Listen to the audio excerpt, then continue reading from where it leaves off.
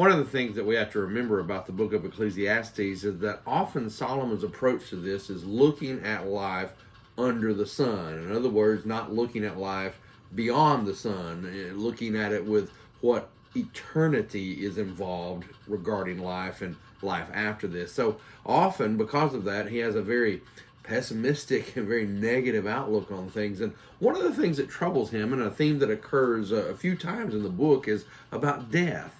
And I suppose that really, in one sense, death kind of troubles all of us, because there's things about it that we simply do not know. And yet he was bothered about this because he saw an inequity about death, because again, he was only viewing it from under the sun. And in his viewpoint like that, it is that once you die, your consciousness ceases and you even cease to exist. Well, he talks about that in chapter 9. In fact, beginning in verse 1, he says, "For I considered all this in my heart, so that I could declare it all, that the righteous and the wise and their works are in the hand of God." Well, that sounds good so far, because everything is indeed in the hand of God, but the perspective you have and the understanding you have about who God is can really affect your ultimate understanding of the outcome.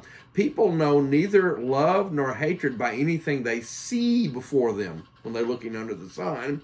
All things come alike to all. One event happens to the righteous and the wicked, and he's talking about death, to the good, the clean, the unclean, to him who sacrifices, to him who does not sacrifice. As is the good, so is the sinner. He who takes an oath, as he who fears an oath. And so he's saying no matter what station of life you're in, whether you're good, bad, you're going to die.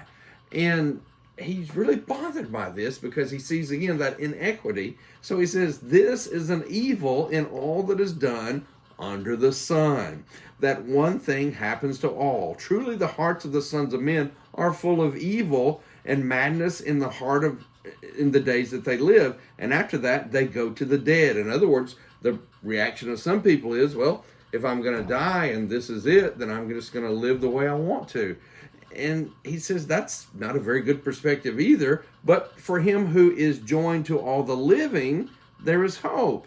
Then he makes this statement that's almost humorous. For a living dog is better than a dead lion. And if your perspective is, the only hope we have and the only chance we have is here on earth, well, there is some truth to that.